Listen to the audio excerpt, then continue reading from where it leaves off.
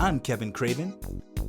I'm Brandon Alexander, and this is Vibeable, where we invite you to tune in and catch a vibe. How's it going over there? It's going well. Yeah. Am I off speaker? Am I still on speaker? No, you're not. Oh, cool. See, you was doubting me. You thought I still had you on speaker. You gotta have a little faith. You gotta have a little faith. I never want to assume. I always have faith. I have a lot of faith. I have this much faith. Good. You should see how wide my arm span is right now. This much. Okay. Good. Thank you for having faith. I have faith that you will know the answer to this question. How about that? Okay. Uh-oh. Okay. Where was Usher at 7:00? Kevin, why are you asking these questions? Where was Usher at 7:00? Yes, I have faith in you, Brandon. I feel like it is misplaced faith. He was at 7-Eleven at 7-Eleven. Okay, next question. Oh, nailed it. No, but it's okay. I still have faith in you. Usher was in his drop top cruising the streets at 7:00. The disappointment in your voice. I mean, you set me up pretty hard to fail, but that's okay. That's no, I got that from some TikTokers. It was black people mostly asking their white coworkers where Usher was at 7:00 because it's from a very popular Usher song, and some of them knew, and then some of them were like, "What are you talking about?" So it's fine. Yeah. It's fine. I still have faith in you. It's cool. Thanks. Thank you. I have another question. Oh, I can't wait. This one you don't have to know any songs. Oh, okay. This came to me yesterday because I was thinking about something regarding myself. Have you ever stolen as a kid?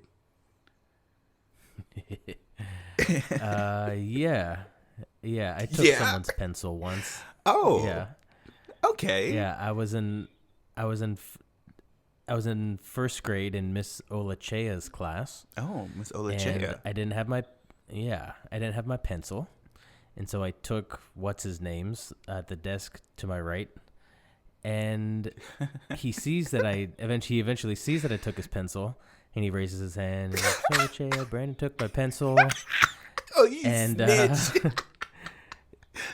Quick, immediately that hand shot up, and I of course deny taking his pencil. This is Olachea. I don't know what he's talking about. Oh my God. And he says, "Look, it has bite marks. My pencil has bite marks. See?" And I think I'm right. I'm like, "Oh man, yeah, I didn't think of that."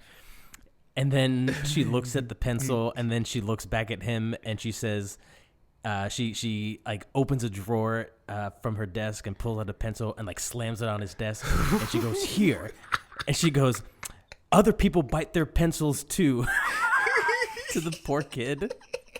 Damn, Brandon. Yeah, I've stolen some things, sure. You were a savage because you watched that poor kid get in trouble, and you just sat there like the teacher was defending. She was defending you. Yeah. You're not the only one who bites your pencil and just slams the pencil. Man, you were a savage. You did not break character. No. But what a cool learning moment, right? Like that little version of me is like, oh no, I've been had. The bite marks. Oh no. I mean, you could have, I just had to wait it out. I just had to wait it out. Just Yeah. keep your cool. The important You- lesson. Important lesson you- I learned. Keep Yeah, your cool. you kept it cool. You could have also just made the argument that you too bite your pencil. That there were options. I could have. There were options. There were. I lucked Waiting it that out. day. Yeah, you did. Like that really worked in your favor. She was like, Yeah. you are not the only one who bites your pencil. Here we are. Here we are laughing about this story. Meanwhile, what's his name is like he only uses pens. He has an aversion to pencils, and he hates all mechanical pencils and lead. Hates all and teachers. eraser. He's got kids and he discourages them. He's like, don't listen to your fucking teachers. They're idiots. What do they know? Pencils. Oh my god. Oh man, that's hilarious. Wait, So, do you have any? Were you bad as a kid? Did you steal some things when you were younger? yes, I was a bad kid. And I wasn't bad like going around beating people up, but I was still bad. I was mentally bad. Like I guess I don't know. I was manipulative and I was mean. I was a mean kid, and this wasn't mean like when I stole. I mean, yeah, it was mean. It's always mean when you steal, right? I guess. Unless you're stealing from rich people. No, I'm sorry. I don't encourage stealing at all. But so I was a big Scream fan, still am. It's like one of my favorite movie franchises, and my mother knew this and she did not like that I liked this movie so much. I think maybe she thought I was gonna grow up to be a serial killer or something, but she just didn't think it was healthy that I liked this horror movie so much. So I wanted to watch it again. Like I first watched it on Black Market at my friend's place, which is where someone goes to the movies and they film it with a camcorder at the time, which was illegal, but they did it and then they would sell it.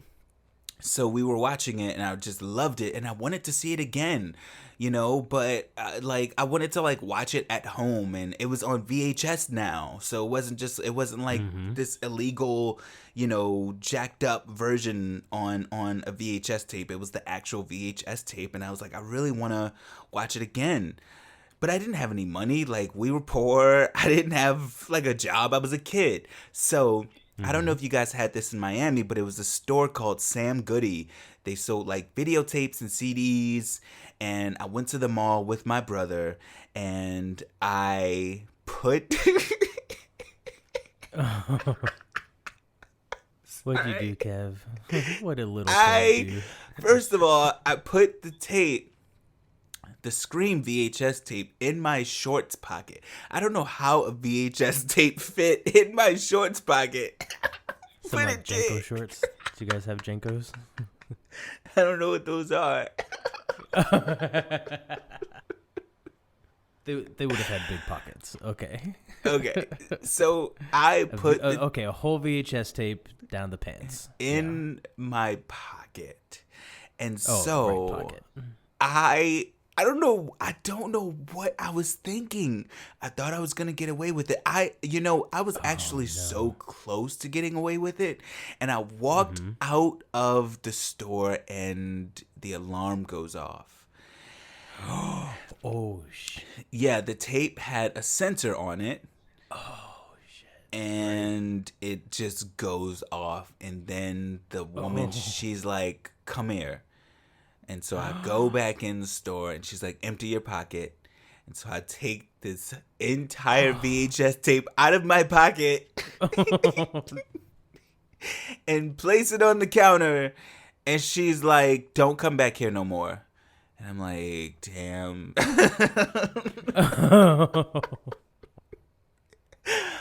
Yeah. It's crazy because I never tried to steal anything.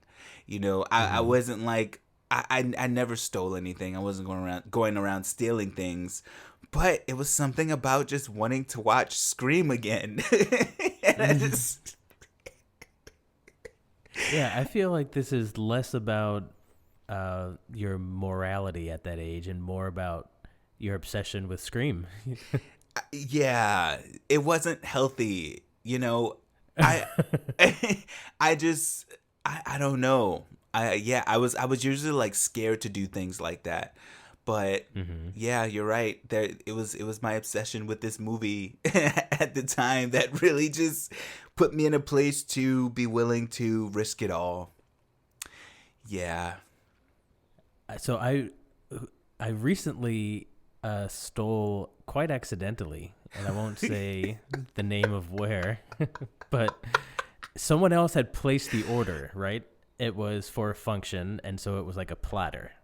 Hmm. And so I had agreed to pick up the platter the next morning because this person had called it in. So I get there, and they're finishing up the platter, and they like put the cover on it, and they print out a sticker to put on there, Mm-hmm.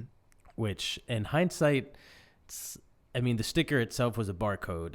And so maybe that should have alerted me that, like, oh, okay, they printed and put a barcode on here so that I could pay for them. But something about my friend having placed the order, I thought that they were paid for in the moment Mm-hmm. and walked out with two gargantuan like wrap and fruit platters. I just walked right out the door. Wow. And it wasn't until later that I'm like to my friend, "Did I send you enough money?" And they thought that they hadn't given me enough money for the platters. I'm like, "Wait, what are you talking about?" Like, yeah, because you paid for the platters. I'm like, I didn't pay for anything. Oh. So I walked out. I didn't know. I thought they were paid for, but they weren't. They most certainly were. They just handed them over, and I went to my car. Well, that's an honest mistake. That's Yeah, that's an honest mistake. That happens. yeah. I guess so. Sorry, place. I'm real sorry. I didn't mean to. Yeah, it happens. Did you go to the market last night? I went downtown last night. Okay, so you did not go grocery shopping. I did not go grocery shopping. No. Okay, well, to our listeners, I was gonna help Brandon do some grocery shopping. Um, and this is I think this is some quality information for anyone. I like going grocery shopping because obviously you get to save money and you don't have to eat at Chipotle as much. And you're kind of in control of what you're eating, even though I eat some pretty shitty things sometimes. But sometimes I do like to cook my own food and monitor what I'm eating. So Hmm. I think especially if you're a bachelor or bachelorette and you're working a full-time job and you want to make a meal that can last you the whole week. I think spaghetti is That would be great. just such a clutch. It's just, first of all, it's filling, right? And if you want to go a healthier route, you can do squash. You can do spaghetti squash, or you could do like a whole grain pasta, which also tastes quite delicious. I've done it myself. So you, yeah, you get like whatever kind of pasta you want. I prefer spaghetti pasta, and then you can get it in whole grain if you want. But I get spaghetti pasta. So easy. You boil it, you salt your water really nicely. To add Hmm. flavor to your pasta, you could get jarred tomato sauce, which is really inexpensive. Or you could go ahead and make your own sauce, which is also inexpensive. You get a can of crushed tomatoes. They're peeled. You get a can of tomato paste, and you get a can of roasted tomatoes, and you can put them in your bullet if you have one. Put it in your blender and add some garlic, add some sautéed onions. Just saute some onions for like a few minutes, and salt it a little bit, not too much. You don't need too much salt, and add a little bit of sugar in there, and then just pulse it or blend it for just like a little bit, because you still want it chunky. You still want chunky sauce, Yeah. and you take it out and you heat it up. You heat it up in a pan and let it get nice and hot. You can cook your meat beforehand, or you can cook it in the sauce. You could do a ground beef, or if you want to do something healthier, do like a ground chicken or a ground turkey. It's still going to be delicious. Season your meat, obviously, with salt, and add your sauce to it, and add your pasta. And that's like the simplest version of spaghetti that's going to be delicious. You can grate some Parmesan over it, and it's going to be good. It's going to be filling. It's going to last a week at least. And for me, I noticed that I don't get tired of spaghetti. Like when I don't have it in a while, I think I could eat it for a week and I'll be fine. I won't like be tired of it. Or even if like 3 days. Like 3 days is still a lot. And that's you're saving money that way. So that was gonna be my recommendation for the market amongst a few other tips. So what let's pick a meat because I need some more context. And how would you prepare that meat? So what are our options? What, like meatballs, chicken? Is that really it? Well, I mean, ground beef. Ground beef. Okay. Yeah. I mean, you could make meatballs with ground beef or with ground turkey or whatever you want to use. But I'm down for ground beef. So then is that just seasoned salt, pepper? yeah. And cook it down? Yeah, cook it in a pan, get it, like, when you first put it in a pan, you want your pan to be fairly hot because you do want a little sear on the beef. It just adds more flavor, and it just tastes good. So you want a little sear on it, and yeah, just cook it down, make sure it's salted before it's cooked, and that's it. It's super simple. It's really, really simple. Okay, if you say so. I'll try that for this week. Yeah. I think you got this. And eat, like I said, you could take the route of jarred tomato sauce. It's good. It's quick. It makes this process even quicker. But if you want to experiment a little, making your own sauce is also a lot of fun and super easy. It's so much easier than people realize. Cool. Is that something that you learned to make as an adult, or did you learn that as a kid? No, I learned as an adult, for sure. That's cool. Yeah. So you have curiosities of sorry, one last thought. You have curiosities of cooking like that, where your thoughts will just go like, huh. Well, is it necessity first, like some function or some event where you had to bake pasta, and so that's how you learned? Or was it just kind of like sitting around and there's a curiosity and wanting to expand what you do in the kitchen? Yeah, I wanted to expand for sure. And I had never made my own sauce at one point, and I just really wanted to. So I just like looked at some videos and eventually like learned to add like my own spin on it. Yeah, it's easier than people realize.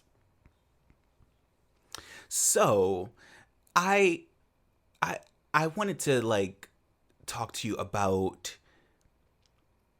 instances where you felt like you needed to walk away from people in your life. And that could be anyone, right? That could be anyone. It could be friends, it could be family, it could be anyone.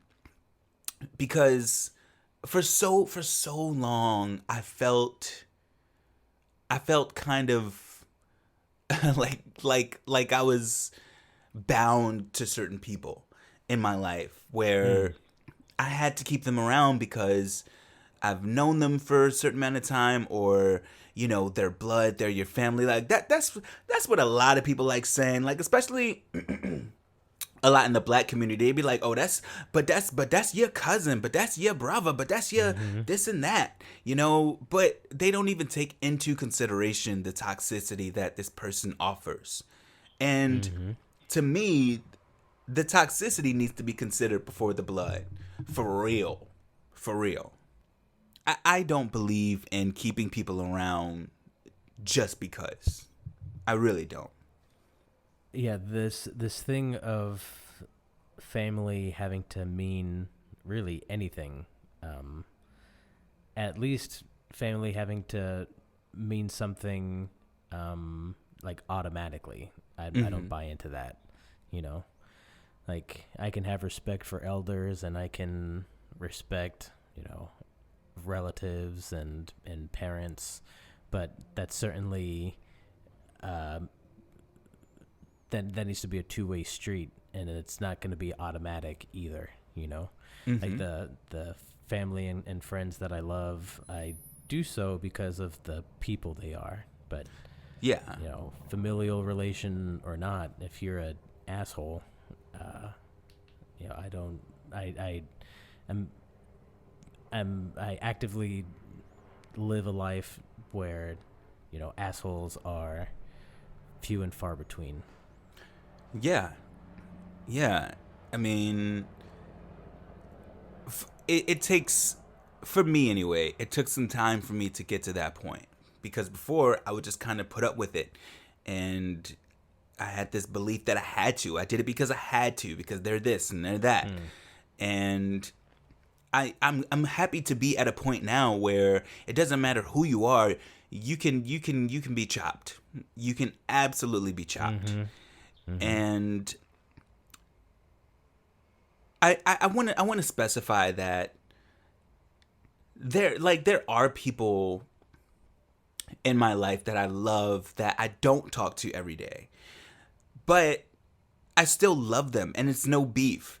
Like sometimes people ask me about my siblings, and like they're like, you don't talk to your siblings that often. I'm like, we don't, like we're not close, you know, but there's no love lost. Like we love and care about each other. Like we wish each other happy birthday and stuff like that, but we're just not close, you know. So I'm definitely not referring to that at all, because I believe you can like miss people, and you don't have to be close with people, and you can still love them, and you can still be there for them. You know what I mean? So that's kind of how I feel. I feel like I'm not close with everyone in my family, but I do love them. Are there people in my family who I absolutely will not give any energy to? Absolutely. You know, there are people that I love from a distance, and it's intentional. And there's a little beef. There's a little beef there. Like I just, yeah, like I'm obviously not gonna name anyone, but yeah, like for so long I did feel like I had to keep these relatives around, and I learned, like, no, like you're not willing to change, and you're set in your ways. I don't have to be around you. I don't have to force myself to be around you. Yeah. The concept of the people that you keep around, the people who are in your inner circles, are a great indicator of how you love yourself as a person. And taking that into consideration does not in any way regard itself with title. So it doesn't matter who you are, friend, immediate family, or whoever. It comes down to, do you love me the way I love me? Yes. You know, and if the answer is no, no harm, no foul. I wish you well, and goodbye. Yeah, because I know a couple instances with you where you did that. I know it's never easy, but I also know that it needed to be done. And I don't know, like, do you feel any regrets? Do you feel any regrets with cutting, like, these family members off?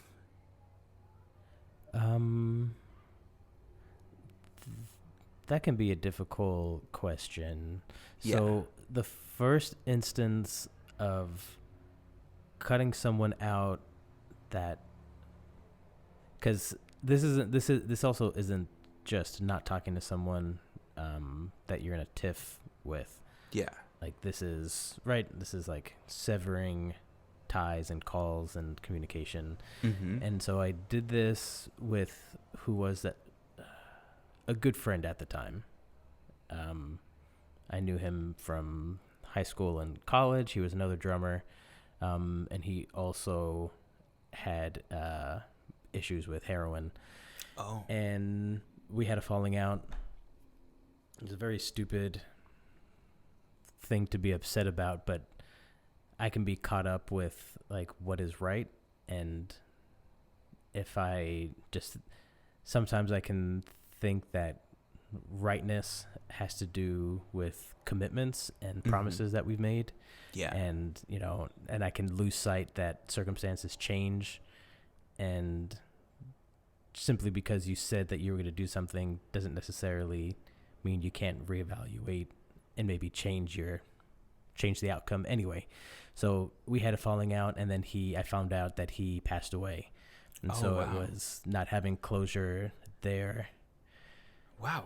That was tough because he had issues with addiction, which made him not the greatest friend, not so trustworthy, and that cycle got to be too much, and so that was kind of the crux of the falling out. But perhaps in hindsight, I could have found it within myself to have tolerated, been a bit more tolerant, and just maybe have been a better friend in doing so. So there's some regret there, like was the falling out, the reason for the falling out, worth that time away and not being able to be there for him in the end? No, I wouldn't say so. But there's other falling outs, like familial, where it's certainly it's the right choice. Like there's no feeling of regret. There's no feeling of it's just so obviously the right choice to not have the negativity in my life against any possible value that the individuals might have in my life. Like it was just no question. Yeah. And in regards to your friend who passed, I think you, at the time, you made the right decision for yourself. And for that reason, I think you made the right decision. And I talked to my uncle about this not too long ago, and he said that he has had people in his life pass who, he wasn't close with. And you can't live with regret when that happens. When they pass, like you can't wonder what if. You can't beat yourself up because at that time you made the right decision for yourself. And that does sound it sounds kind of selfish, but especially like the older we get, we kind of have to become more selfish with our space and with our time, and we have to make those decisions. And listen, people are gonna die, and it's awful and it's sad, and you are gonna think about those times you had with that person, and that's okay.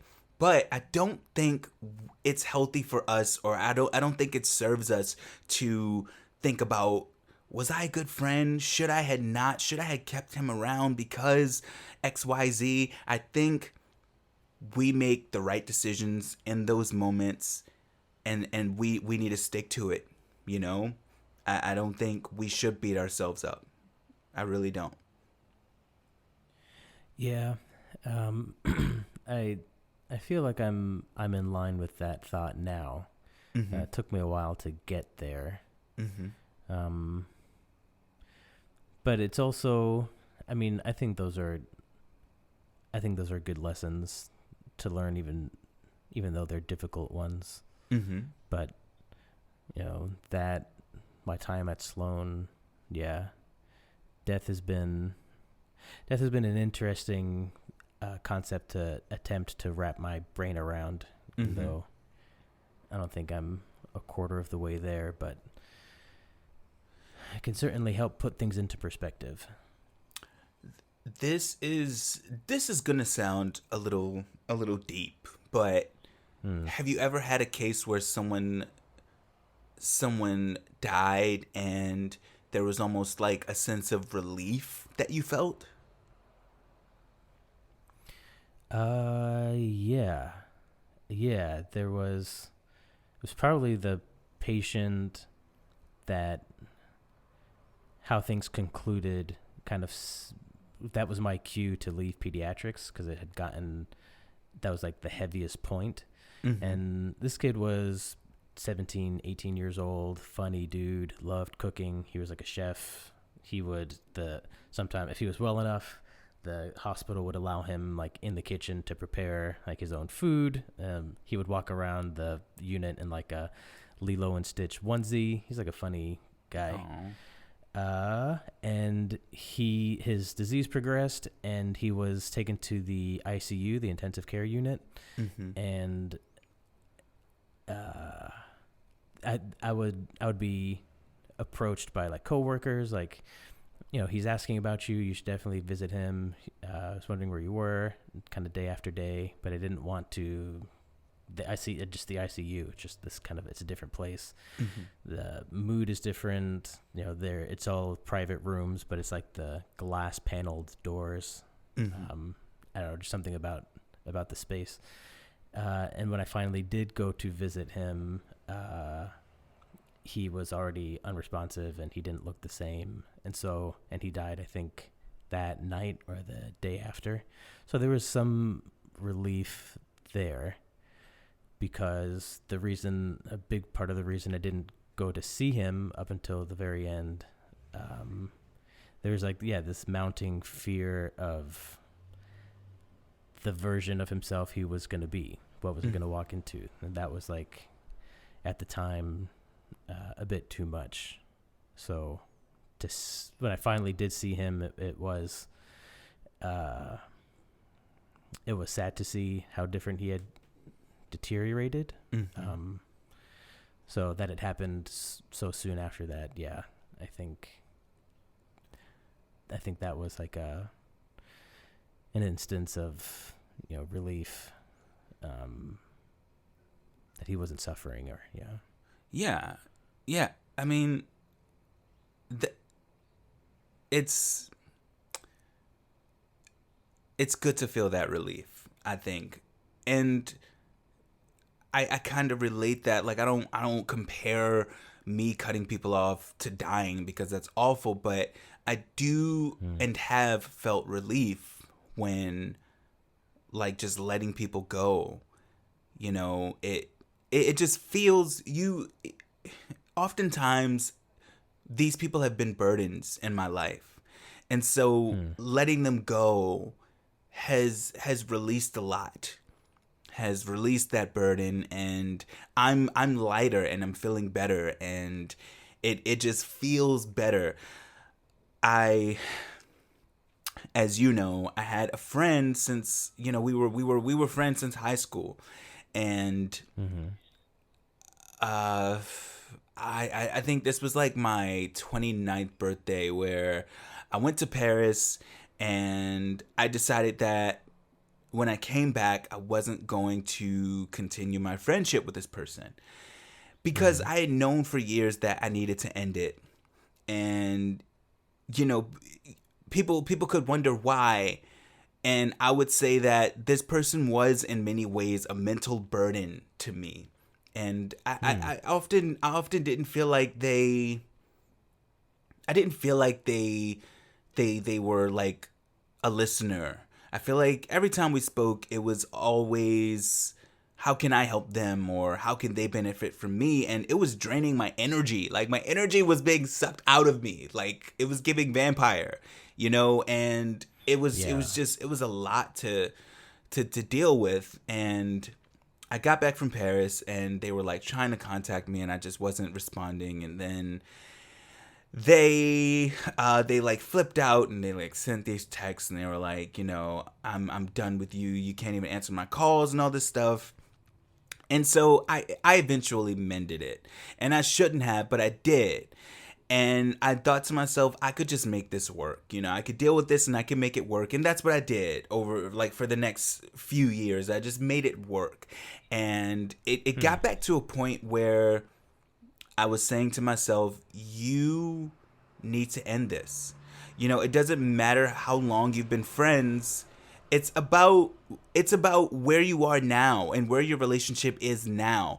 This isn't like when you first met. Like, you have to evaluate your life and where you are now and in the moment.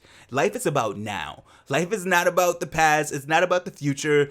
No one should ever beat themselves up for making a decision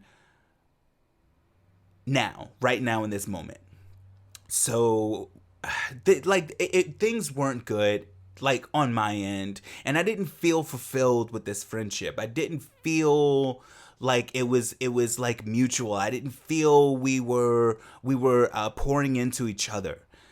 So I knew that I had to end it, and a lot of people would argue that the way I did it wasn't the way that it should have been done, right? Because I guess there's like a book on how to do this, on how to end a friendship. And you know, I just and to those people, send me that shit. Like, send me a audio book gift so I can read that shit or listen to that shit, because I don't feel like there's a certain way. Like, people would say, oh, well, you've known this person all this time, you should have talked to them on the phone. And here's the reason why I did not do that. This person is incredibly confrontational and combative, and I didn't want things to end on that note. Okay? I didn't want things to end on a note of anger and rage and fighting. Like, I didn't have the energy for it. So yes, I emailed this person, or I sent this person a text. It was a very kind text. It was explaining why I needed to move on, how this friendship doesn't serve me anymore, how I wish this person all the best. And I did tell them that I would be blocking them from everything. I did, because I felt like that was a part of it. That was a part of letting this person go and allowing this friendship to end. And I informed them on that, and I felt good about that decision, and I still feel good about that decision. I don't feel like I should have spoke to this person on the phone, and here's why. I sent this text message. This person not only called one of my best friends and, expressed how they felt, and my friend said to them, just like, I get it. Let me talk to Kevin, and maybe, I can like set something up for you guys. And I may have been open to that. I mean, I was still planning to end it, but I may have been open to it. But instead, this person sends me an email, just completely like bringing up things from high school, talking about my family. And I just want to say that this person knows that I'm not close with my family. And what this person doesn't realize, though, is that you don't have to talk to your family every single day to, it doesn't mean you don't love them. I still love my motherfucking family. I love my family to death. But this person is like, accusing me of blaming everyone else, and just combative, and just calling me names, calling me all types of names. And I'm like, this is exactly why I didn't want to have a phone conversation, because you're not in that place to do that without acting like a motherfucking child. And I didn't have the energy for that. You know what I mean? So that's why I sent the text message. Yeah, and I don't think there should be hard and fast rules like, oh, you can't do that over text, or that needs to be a phone call conversation. Like, whatever you're comfortable with, bro. Yeah. Or lady, Yeah. Doesn't have to be. I don't think there's like etiquette or a wrong or right way to have done it. So Right. Yeah. So there. Yeah. So, yeah, that's the message I really want to get to the listeners is there is no right way to do it. As long as you communicate with this person, or listen, you it's not even as long as you communicate with this person. It's as long as you get to a place of peace, and as long as you release the burden of the person that you need to cut out from your life. You do that how you need to do it. And there's no right way to do it. Yeah, just do what you gotta do. Do what you gotta do. It doesn't matter who it is. No, don't be beholden to title or obligation or any other silly thing like that. Yeah. People who make you feel good, keep them around. Anyone who isn't about you living your best life and what's best for you, fuck them. Let them go. This is your world, people. This is your world. You can take anyone out of it that you please. And you don't have to give an explanation. It's like No. It's like kind of you to give an explanation. Like you do that if Right. you want to. And take them out figuratively, not actually. Right? It's not murder we're talking about. Yeah, that was last week. This isn't Sopranos or How to Get Away with Murder. I think they know. I mean, if it was, I mean, we've known each other long enough. Well, we'd figure it out, Wow.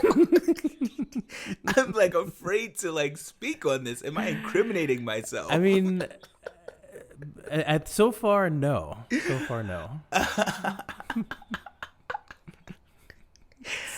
Oh man, I plead the fifth. And on that note, folks, cut these bitches out of your life who don't belong. Find your own inner peace, however you need to. If you need to start over, if you need to make new friends, if you need to cut all your friends out, if you need to delete your Instagram, your Facebook, because you feel that sounds people are toxic, because bitches be toxic. And sometimes you just gotta let them go, and that's okay. It's not the end of the world. You can always start over. You can always make new friends or not. It's your world. I'm glad to be a part of your world, Kev. I'm happy to be a part of your world. It's giving Ariel. Yeah. That's what I was trying to get at. Aw. I picked up on it.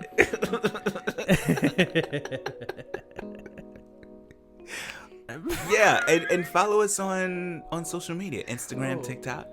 That's right. Yeah, because we're out here in these social media streets, and we'll see y'all next time. You'll hear us next time. This has been Vibable. Thank you for tuning in to this week's episode. Be sure to subscribe and follow us wherever you get your podcasts.